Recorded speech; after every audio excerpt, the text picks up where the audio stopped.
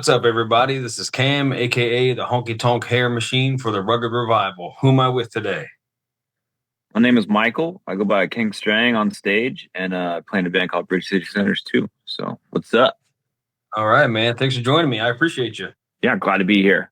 So, I always like to open with this question because I kind of feel like it gives us like a little peek behind the curtain, So you can answer as broad or as little as you want. But where are you from originally, and what was life like for you as a kid? Well, I'm from a little town called Glenelma, Washington. Population 700. Um, Small town, country life. My parents had a little homestead, raised cows, one or two, had a horse, bunch of chickens. Basically lived on a little homestead in Western Washington. Small town proud baby. Yeah. Graduating class of like 36 people. So yeah, I'm a very small town person. No, that's super cool, man. I love that. So, when did you start playing the guitar?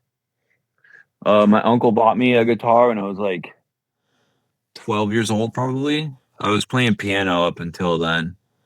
My mom forced me to do piano lessons from like 5 until 12. And then she said, once you hit 5th grade and join band, you can pick another instrument. So I picked drums. But drums aren't very impressive when you're by yourself. So I started playing the guitar a little bit, and my mom was more impressed by it. So I was like, I'm going to stick with this. Yeah. I did drums from 3rd to 12th and then played guitar.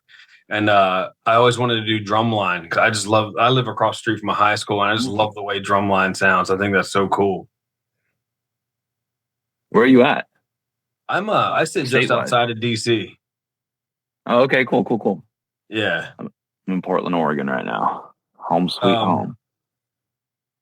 So when did you start taking your original music live? I know you've got your solo stuff alongside the Sinners. Which came first? I guess technically the Sinners came first as a project. When the Sinners really like started initially, it was me, my friend Amanda, and then her friend Ryan. He played clarinet, she played washboard. It was just the three of us. We were just doing open mics under like whatever name came to mind that weekend, Stir Fry Willie, Tuna Can Ramblers, a lot of good band names, but we like weren't really sticking to anything. And then our washboard player Amanda put out an ad on Craigslist looking for horn players, and then Libby answered it, and she's like, "I don't play horns, but can I play with you guys?" So yeah, then she joined, and then she got Scott to join, and then after a bit, we were just busking and playing dog benefits. I was like, all right, I'm fell in love. I'm gonna move to Salt Lake City with this girl. It did not work out. But then while I was in Salt Lake, I started King Strang the Stranglers there. And then when I left Salt Lake, because I got bored of being in Salt Lake, the band was like, we're not leaving.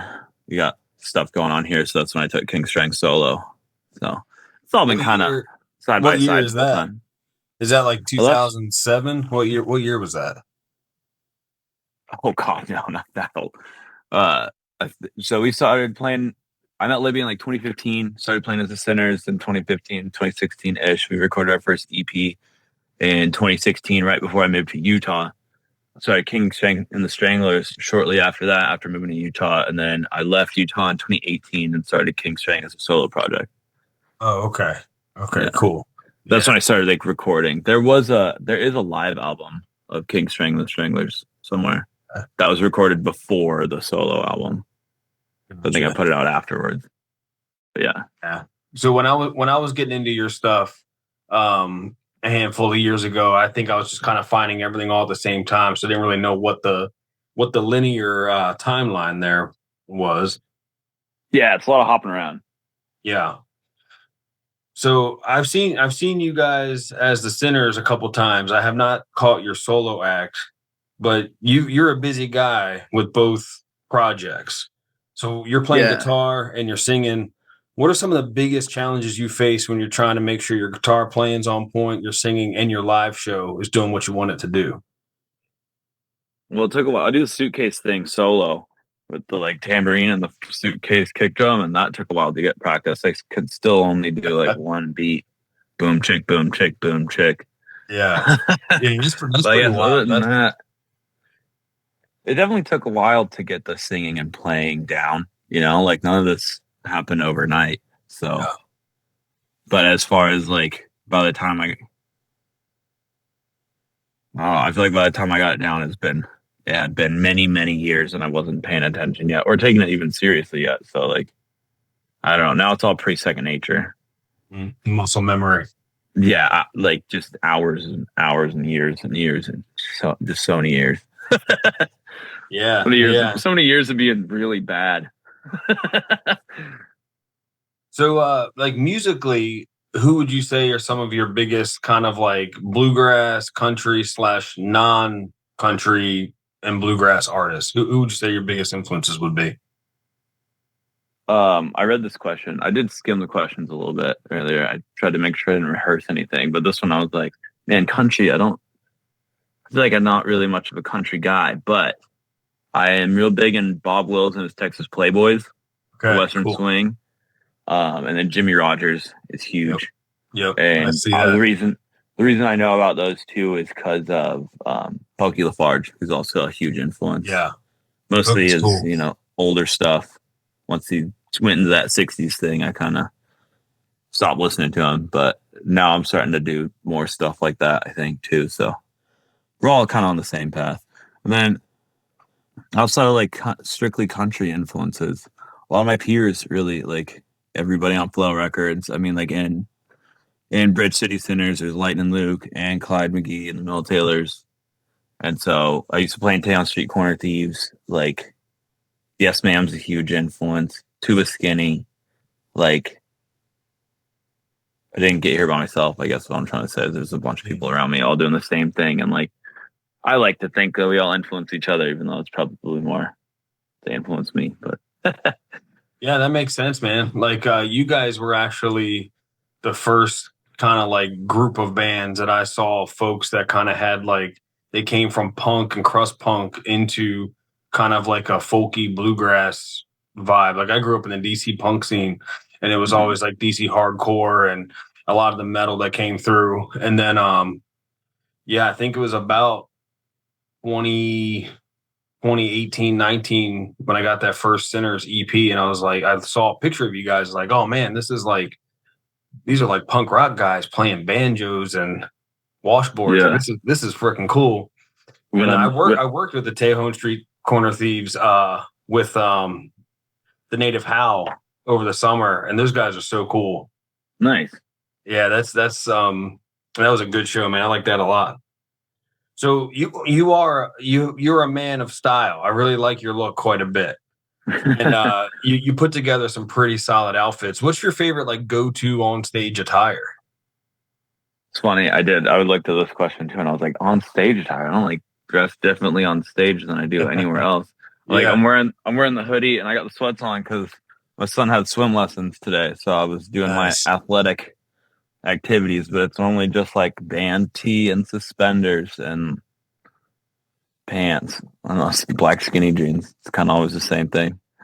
Yeah. The way you wear it though, the way you put it together is cool. I think I saw you with you might have had some creepers and some striped socks and suspenders and I think maybe like an engineer cap or something. I always thought that was really cool looking. Yeah, I definitely I rocked the fisherman cap for a long time. That's kind of been a staple. Yeah.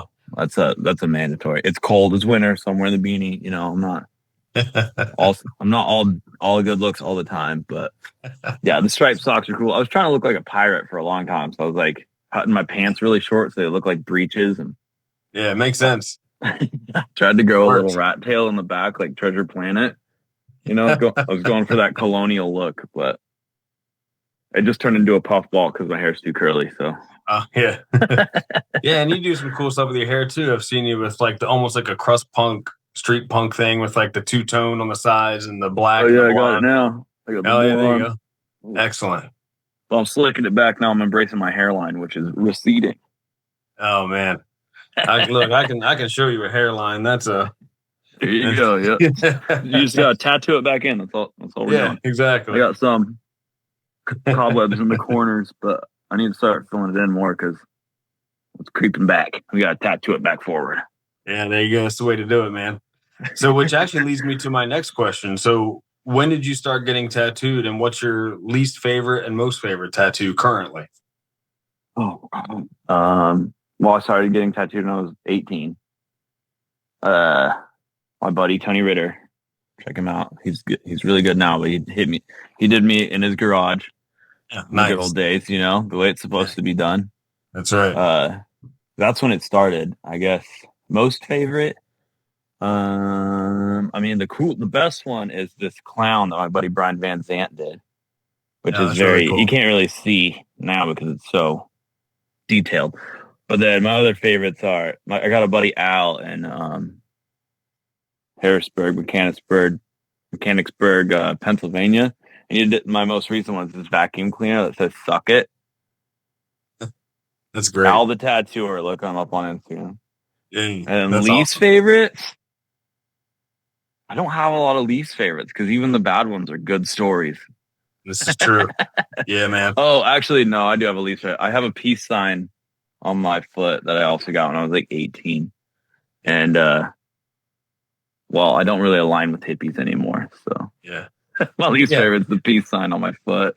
Yeah, it's like an evolution, It's Yeah. like I've got my kids' names on the front of my neck, and but then I've also got like this weird ass like diamond with stinky lines on it. I don't know what that's Oh, all sick. about.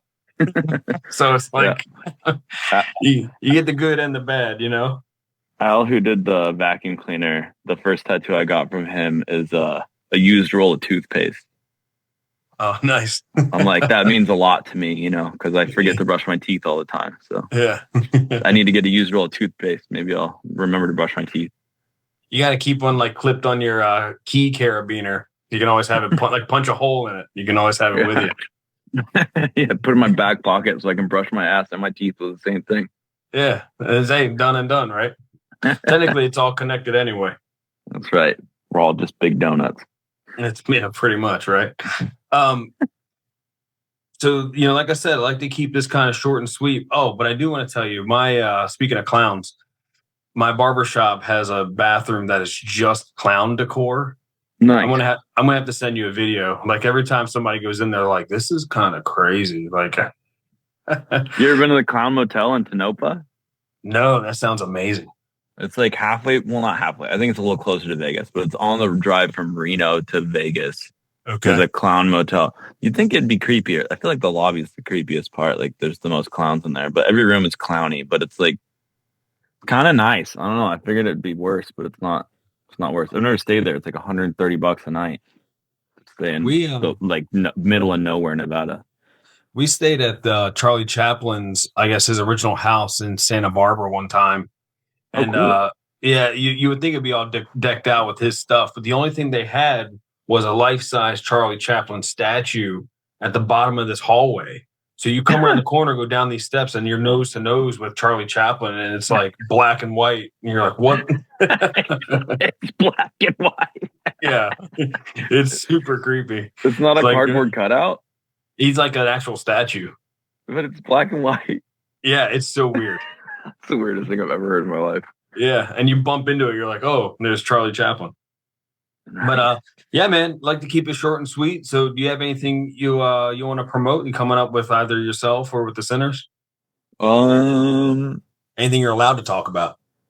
Yeah, well, I mean, Sinners are going to be in Europe in June, so keep an eye out for us if you're in the EU. Couple festivals. I might be playing Mighty Sounds. They got a little coffee stage. Mighty Sounds in the Czech Republic. I can't remember what weekend it is. Some weekend at the end of June or something. And then we'll keep an eye out.